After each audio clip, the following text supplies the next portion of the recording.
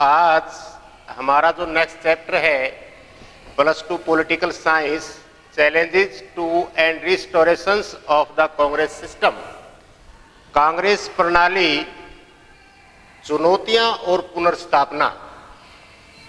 इस टॉपिक के अंदर, इस चैप्टर के अंदर हमारा जो कांग्रेस पार्टी का जो सिस्टम, उसके अंदर जो आई चुनौतियां, यानी कि दल का विभाजन हुआ 1969 और 1967 को एक राजनीतिक भूचाल, चौथे जो आम चुनाव थे उनको राजनीतिक भूचाल की संज्ञा दी जाती है। तो इसके अंदर जो चुनौतियां थी इस पॉलिटिकल पार्टी के अंदर चौथे आम चुनाव के दौरान हमें देखने को मिलती है, या जो मोरारजी देसाई और इंदिरा गांधी के बीच जो सत्ता का जो संघर्ष था उसको भी देखेंगे हम, उस कांग्रेस पार्टी के विभाजन को भी देखेंगे और कैसे उन चुनौतियों के ऊपर पार पाया गया। तो ये जो हमारा जो लेसन है इसमें हम स्टार्ट करते हैं कांग्रेस पार्टी का जो सिस्टम था, उसकी जो व्यवस्था जो थी, उसकी जो प्रणाली जो थी। आपको पता है कि कांग्रेस जो है वो हिंदुस्तान का सबसे पुराना राजनीतिक दल है, जिसकी स्थापना 28 दिसंबर 1885 को हुई थी। एओ हयूम ने इसकी स्थापना की और देश को आजादी दिलाने में महात्मा गांधी के नेतृत्व में इस कांग्रेस पार्टी का योगदान रहा है। और 15 अगस्त 1947 को 1947 को भारत जो है वो एक इंडिपेंडेंट कंट्री बनता है, एक स्वतंत्र देश बनता है। और 1951 में जो फर्स्ट जनरल इलेक्शन होता है, उसके बाद 1957 और 62 के अंदर हम देखते हैं कि प्रथम 3 आम चुनाव में कांग्रेस पार्टी का सेंटर और स्टेट गवर्नमेंट में वर्चस्व रहा है, उसका दबदबा रहा है, उसका प्रभाव रहा है। यदि हम 1957 में केरला स्टेट को यदि छोड़ दें, जहां पहली एक कम्युनिस्ट गवर्नमेंट जो है वो स्टैब्लिश होती है, नंबूद्रीपाद वहां के चीफ मिनिस्टर बनते हैं, बाकी स्टेट और सेंटर में कांग्रेस पार्टी का ही प्रभुत्व था, उसका दबदबा था, उसका वर्चस्व था, उसकी लोकप्रियता थी एक प्रकार से। चाहे 1952 का जनरल इलेक्शन है, 1957 का है, 1962 का है, सफलतापूर्वक अपनी लोकतांत्रिक व्यवस्था चलती है। और अपने देश के प्रथम जो प्राइम मिनिस्टर थे पंडित जवाहरलाल नेहरू, ये तीनों आम चुनाव में अपनी सरकार की स्थापना करते हैं, सरकार बनाते हैं और प्राइम मिनिस्टर रहते हैं। और नेहरू जो है वो एक डेमोक्रेटिक माइंड के व्यक्ति थे। सिर्फ और सिर्फ अपने देश में ये नहीं कि संघात्मक सरकारें ही कायम रही, बल्कि 1956 के अंदर पंडित जवाहरलाल नेहरू जो है एक ग्राउंड लेवल तक, एक ग्रास रूट तक व्यवस्था जो है शासन की वो डेमोक्रेटिक हो। तो उसने अशोक मेहता समिति का गठन किया था कि लोकल लेवल स्तर के ऊपर भी अपनी व्यवस्था डेमोक्रेटिक हो।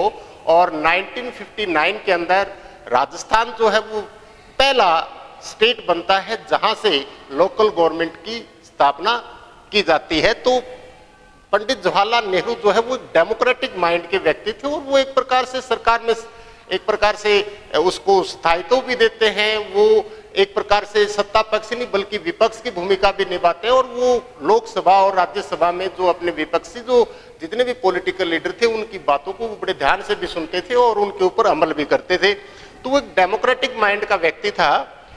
27 मई 1964 उनकी मृत्यु हो जाती है। उनकी मृत्यु के बाद ये प्रश्न चिन्ह पैदा होने लगा था कि भारत का राजनीतिक उत्तराधिकारी कौन होगा, उसका एक राजनीतिक उत्तराधिकारी कौन होगा। यहां तक कि वेस्टर्न जो कंट्रीज हैं उनकी मीडिया में तो ये बात उछलने लगी थी कि क्या भारत एक लोकतांत्रिक देश रह पाएगा या वहां वो मिलिट्री रूल जो है वो कायम हो जाएगा। तो ये प्रश्न चिन्ह लग गया था कि राजनीतिक उत्तराधिकार यानी हु आफ्टर नेहरू, नेहरू के बाद कौन। तो यहां हम देखते हैं कि अपने देश के प्रथम कार्यवाहक प्रधानमंत्री बनते हैं गुलजारीलाल नंदा, और उस समय जो अपनी कांग्रेस पार्टी थी, उस कांग्रेस पार्टी के जो प्रेसिडेंट थे, कांग्रेस पार्टी के जो अध्यक्ष थे, वो थे के कामराज।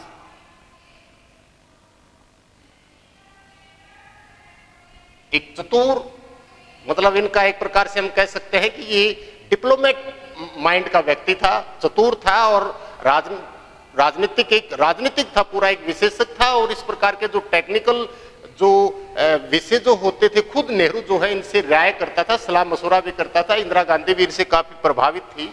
तो ये चतुर एक राजनीतिक व्यक्ति था। तो उस समय कांग्रेस पार्टी का जो सिस्टम था, उसकी जो व्यवस्था जो थी, उस व्यवस्था के अंदर इस व्यक्ति ने काफी सूझबूझ से कार्य किया। और वो सूझबूझ वाला ये था कि भी अब कांग्रेस पार्टी क्या ऐसा कोई सर्वसम्मति से ऐसा संसदीय दल का नेता चुन पाएगी जिसमें सभी की राय समान हो या सर्वसम्मति से चुना जाए।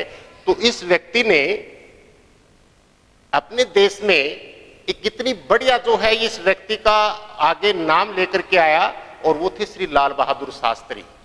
लाल बहादुर शास्त्री जो है वो एक फ्रीडम फाइटर थे, स्वतंत्रता सेनानी भी थे, अपने देश के पहले रेल मंत्री भी बने ये, और ईमानदार भी थे। बहुत ही ईमानदार छवि रही है। सिर्फ 19 महीने इनका कार्यकाल रहा है प्रधानमंत्री के तौर पर। काफी ईमानदार थे, दृढ़ इच्छा शक्ति वाले थे, साहसी और निर्भीक थे। हालांकि फिजिकली थोड़े से ये इतने ज्यादा लंबे चौड़े वाले नहीं थे, लेकिन बड़े दूरदर्शी नेता थे, ये ईमानदार भी थे। और कांग्रेस पार्टी के अंदर इनका जो रसूख था, इनका जो प्रभाव था, या इनका जो एक व्यक्तित्व था, ये मिलनसार व्यक्ति थे। चाहे वो विपक्ष में हो या पक्ष में हो या और भी कोई पॉलिटिकल पार्टी के लीडर है, इनके संबंध जो है वो सभी राजनीतिक नेताओं से अच्छे थे। और के कामराज जो है वो अपने पार्टी के अंदर अपना नाम जो है आगे रखते हैं लाल बहादुर शास्त्री का। और लाल बहादुर शास्त्री जो है सर्वसम्मति से संसदीय दल के नेता चुने जाते हैं। और 9 जून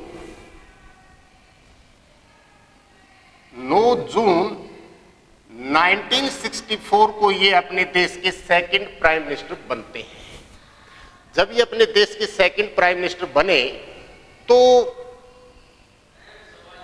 अपने उस समय देश के सामने जो चुनौतियां जो थी, जैसे नन्हे हाथों में विकराल समस्याएं सौंप दी गई थी। तो ये जो व्यक्ति जब प्राइम मिनिस्टर बने तो उस समय अपने देश में अकाल या सूखा पड़ने के कारण एक प्रकार से अनाज की कमी होना, मानसून का अच्छा ना होना, उसी समय पाकिस्तान द्वारा इंडिया पर अटैक करना।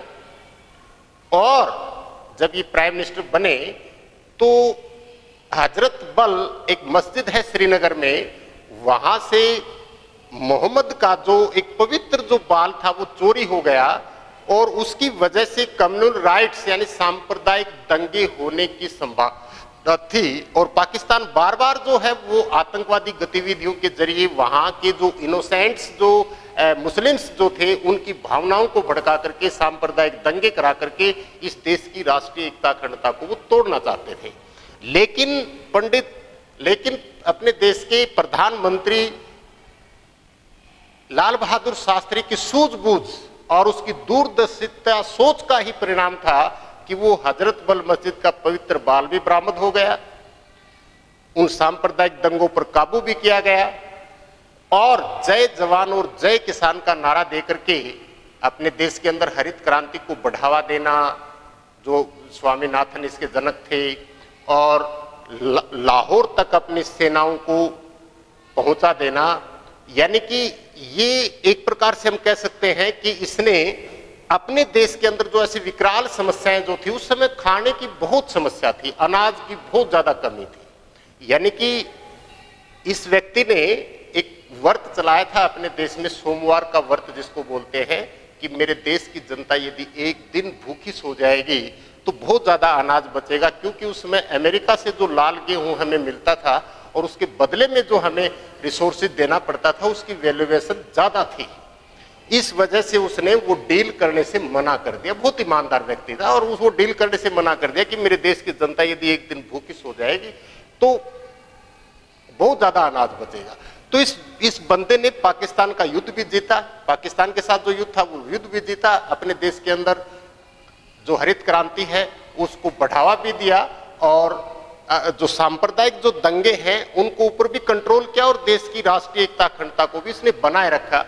सिर्फ 19 महीने ये अपने देश के प्रधानमंत्री रहे, सिर्फ 19 महीने। उस दौरान जो है इसके द्वारा किए गए, हालांकि कार्यकाल बहुत छोटा था, लेकिन इसके द्वारा किए गए जो कार्य है उन कार्यों की सराहना आज भी लोग करते हैं और बहुत ही ये ईमानदार छवि का व्यक्ति था। इसके बारे में कभी फिर बातें करेंगे कि उसकी ईमानदारी के चर्चे होते हैं, लोग उसकी कस्में भी खाते हैं। तो इस प्रकार हम देखते हैं कि नेहरू के बाद जो है के कामराज द्वारा बड़ी सूझबूझ से जो निर्णय लिया गया था और लाल बहादुर शास्त्री को आगे किया गया और सर्वसम्मति से वो दल का नेता चुना गया। लेकिन 11 जनवरी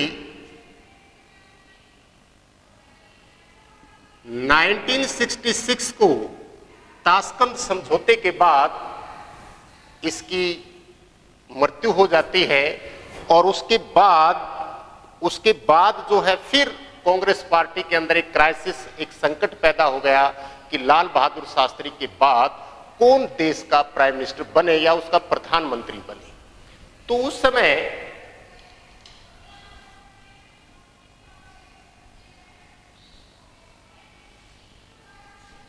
के कामराज,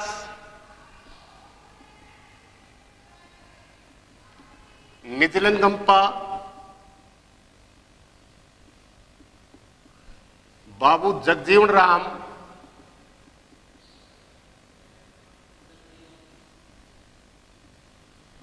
ये व्यक्ति जो है बड़े प्रभावशाली थे दल के अंदर। ये व्यक्ति जो है चाहते थे कि लाल बहादुर शास्त्री के बाद अपने देश की जो प्राइम मिनिस्टर है वो इंदिरा गांधी बनी।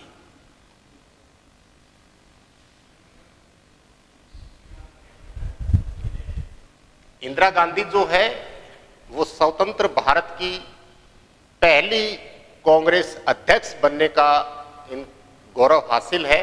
1959 में ये कांग्रेस पार्टी की अध्यक्ष रह चुकी थी। लाल बहादुर शास्त्री के मंत्रिमंडल में ये सूचना और प्रसारण मंत्री थी और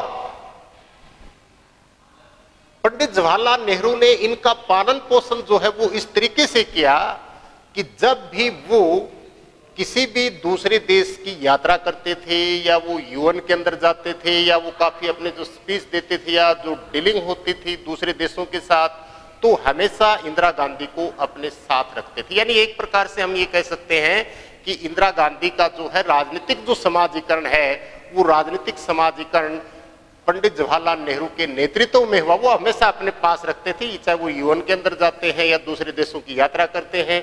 तो एक तो इसका श्रेय था इंदिरा गांधी के पास। तीसरा ये था कि इंदिरा गांधी जो है वो जवाहरलाल नेहरू की बेटी थी और ये जो लोग थे ये नहीं चाहते थे, क्योंकि उस समय यदि कांग्रेस पार्टी के अंदर इंदिरा गांधी को यदि कोई चुनौती पेश कर रहा था तो वो व्यक्ति था मोरारजी देसाई।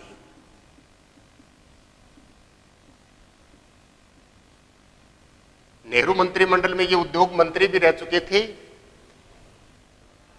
इंदिरा गांधी के शासनकाल में दूसरे नंबर पर ये डिप्टी प्राइम मिनिस्टर बनते हैं और इंदिरा गांधी के शासनकाल में ये कैबिनेट वित्त मंत्रालय इनके पास था। और यदि हम बात करें तो ये व्यक्ति फ्रीडम फाइटर भी था, स्वतंत्रता सेनानी भी था और बंबई जैसे विशाल प्रांत का, बहुत बड़े प्रांत का ये चीफ मिनिस्टर भी रह चुका था। आज का यदि हम देखें, जो गुजरात है और जो महाराष्ट्र है, इन दोनों को मिलाकर के प्रांत बनता था मुंबई प्रांत, उस मुंबई प्रांत के बहुत बड़े विशाल प्रांत के ये चीफ मिनिस्टर भी रह चुके थे और इंदिरा गांधी से काफी ये सीनियर भी थे। तो इस दौरान हम देखते हैं कि सर्वसम्मति से नेता चुनने में परेशानी उत्पन्न हो रही थी, पैदा हो रही थी और मोरारजी देसाई जो है वो प्रधानमंत्री पद के लिए अपनी दावेदारी पेश कर रहे थे। पहली बार देखो लाल बहादुर शास्त्री को चुन लिया गया सर्वसम्मति से और उससे पहले सर्वे सर्वा जो है वो खुद थे ही पंडित जवाहरलाल नेहरू, लेकिन अब संसदीय दल का नेता चुनने की जब बारी आई तो मोरारजी देसाई ने अपनी दावेदारी पेश कर दी और यहां से फिर वोटिंग का जो प्रोसेस है, वोटिंग की जो प्रक्रिया है वो शुरू होती है। यानी पहली बार संसदीय दल का नेता चुनने के लिए वोटिंग होती है और उस वोटिंग में इंदिरा गांधी जो है मोरारजी देसाई के विरुद्ध जो इलेक्शन लड़ रही थी, तो इंदिरा गांधी के पक्ष में वोट पड़े 355 और मोरारजी देसाई के पक्ष में वोट पड़े 169 और इंदिरा गांधी को वोटिंग के जरिए जो है वो संसदीय दल का नेता चुन लिया जाता है और वो तीसरे अपने देश की प्राइम मिनिस्टर बनती है, प्रधानमंत्री बनती है। अब जब इंदिरा गांधी जो है वो प्राइम मिनिस्टर बनी 1966 में, तो 1967 में फोर्थ जनरल इलेक्शन होता है, फोर्थ जनरल इलेक्शन होता है और वो चौथा जो आम चुनाव है उस चौथे आम चुनाव को राजनीतिक भूचाल की संज्ञा दी जाती है। उसको राजनीतिक भूचाल की संज्ञा क्यों जाती है उसके कारण है और वो एक एक कारण आपको पता होना चाहिए। कई बार प्रश्न पूछा जाता है कि 1967 का जो फोर्थ जनरल इलेक्शन है उस फोर्थ जनरल इलेक्शन को राजनीतिक भूचाल की संज्ञा क्यों दी जाती है। तो सबसे पहला देखो, एक तो 1965 में पाकिस्तान के साथ जो हमारा युद्ध हुआ था उस युद्ध में एक प्रकार से हम देख सकते हैं कि इकोनॉमिकल क्राइसिस पैदा हो गया था, नंबर एक। दूसरा जो कारण था, यानी इंदिरा गांधी के सामने ये चुनौतियां थी, इकोनॉमिकल क्राइसिस हो गया था। इंदिरा गांधी ने अब पहली बार अपने देश की जो करेंसी है रुपया, उसका अवमूल्यन किया गया था इंदिरा गांधी के शासनकाल में। जब फाइनेंशियल क्राइसिस उत्पन्न हुआ युद्ध के बाद, सूखा पड़ गया, अकाल की व्यवस्था एक क्रिटिकल कंडीशन में पहुंच गए थे, लोगों के पास खाने के अनाज की समस्या थी, बेरोजगारी दर बढ़ने लगी, एग्रीकल्चर आउटपुट कम होने लगा और उसी समय जो कच्चे तेल की जो कीमत है उन कीमतों में बढ़ोतरी होना। तो एक प्रकार से जो इंदिरा गांधी के शासन के विरुद्ध जनता में जो एक आक्रोश पैदा हुआ, क्योंकि इंदिरा गांधी जो है वो ऐसे सोशल वेलफेयर से रिलेटेड जो वो कार्य करना चाहती थी, जैसे वो राजा महाराजाओं का पेंशन उनको समाप्त करना या जैसे बैंकों का राष्ट्रीयकरण करना, वो ऐसे प्लानिंग लेके आना चाहती थी, भूमि का बंदोबस्त करना या उसमें सुधार करना, वो कार्यक्रम लेके आ रही थी और खुद उसके पास मेजोरिटी वाली भी सरकार नहीं थी। तो एक प्रकार से इंदिरा गांधी की जो एक हम देख सकते हैं शासन संबंधित जो उसके सामने मुसीबत थी जो पैदा हुई थी इन सब कारणों के कारण। तो एक तो कारण ये था क्योंकि चौथे आम चुनाव के बाद इंदिरा गांधी के आधे से ज्यादा मंत्रिमंडल के जो सदस्य थे वो चुनाव हार गए, वो जो है वो चुनाव हार गए। ये कारण था, फाइनेंशियल क्राइसिस उत्पन्न हो गया, बेरोजगारी दर बढ़ने लगी, एग्रीकल्चर आउटपुट कम होने लगा, कच्चे तेल की कीमतों में वृद्धि होना, पाकिस्तान के साथ उसी समय युद्ध होना, मानसून अच्छा ना होना, फसलें खराब हो जाना, अपने फूड ग्रेन्स जो है वो डिस्ट्रॉय हो गई। तो इस प्रकार से जनता के अंदर उस शासन के खिलाफ कि भी सरकार जो है वो किसान और मजदूरों के हितों में कोई ऐसी व्यवस्था उत्पन्न नहीं कर रही है। तो ये सब कारण थे कि आधे से ज्यादा जो है वो चुनाव, उसके मंत्री जो है वो चुनाव हार गए। दूसरा ये है कि उस समय जितनी भी अपोजिशन पॉलिटिकल पार्टी थी इंडिया के अंदर, उन अपोजिशन पार्टी के लीडर को ये अब समझ में आने लगा कि भी जितना ज्यादा यदि हम आपस में लड़ते रहेंगे या अलग अलग जाकर के हम एक प्रकार से जनता के अंदर इलेक्शन लड़ेंगे, चुनाव लड़ेंगे, तो देखते हैं कि 40-45% मतदान के आसपास कांग्रेस जो है वो सत्ता में है, बाकी जो है वोट जो है वो क्रॉस हो जाते हैं आपस में। तो क्यों ना हम कांग्रेस पार्टी के खिलाफ यानी गैर कांग्रेसवाद एक ऐसे दल का निर्माण किया जाए जो एंटी कांग्रेस हो। तो उस एंटी कांग्रेस में एक महाजोट गठबंधन बनने लगा, किसके खिलाफ? कांग्रेस सरकार के खिलाफ। तो ये बना महाजोट। तीसरा कारण यह था कि उसी चौथे आम चुनाव के बाद अपने देश के अंदर गठबंधन सरकारों का दौर शुरू हो जाता है। जो गठबंधन सरकार है उनका दौर शुरू हो जाता है।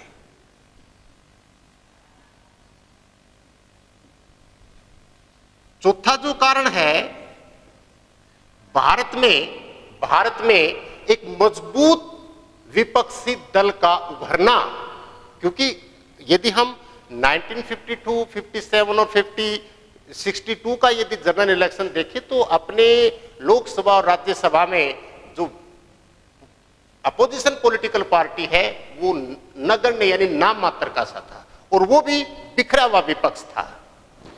तो इस प्रकार हम देखते हैं कि गठबंधन सरकारों का उदय हुआ और भारत में एक मजबूत जो है विरोधी दल की धीरे धीरे जो है वो स्थापना या वो विरोधी दल जो है वो उसका प्रभाव जो है वो बढ़ने लग गया था। पांचवा यदि हम देखें इसको राजनीतिक भूचाल की संज्ञा क्यों दी जाती है, तो इसलिए दी जाती है कि उत्तर भारत में कम से कम 9 राज्यों में जहां कांग्रेस पार्टी का जबरदस्त प्रभाव रहा, उन 9 राज्यों में गैर कांग्रेसी सरकारें बननी हुई, जैसे पंजाब, उत्तर प्रदेश, मध्य प्रदेश, हरियाणा। यदि हम देखें तो गैर कांग्रेसी सरकारें और उत्तर भारत के विशेषकर 9 राज्यों में गैर कांग्रेसी सरकारें बनी। एक इतिहासकार ने लिखा है, यदि आप अमृतसर से हावड़ा तक, अमृतसर से हावड़ा पंजाब, अमृतसर से हावड़ा तक यदि आप रेल यात्रा करते हैं तो आपके रास्ते में आने वाला कोई भी स्टेशन जो है वो कांग्रेस की सरकारों वाला नहीं मिलेगा।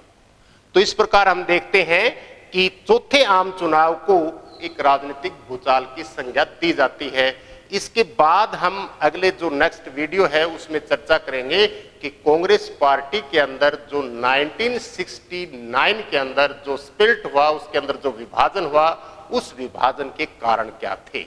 तो नेक्स्ट वीडियो में हम चर्चा करेंगे कांग्रेस पार्टी की जो एक प्रकार से स्प्लिट था, उसके अंदर जो विभाजन हुआ, उस विभाजन के कारण क्या थे।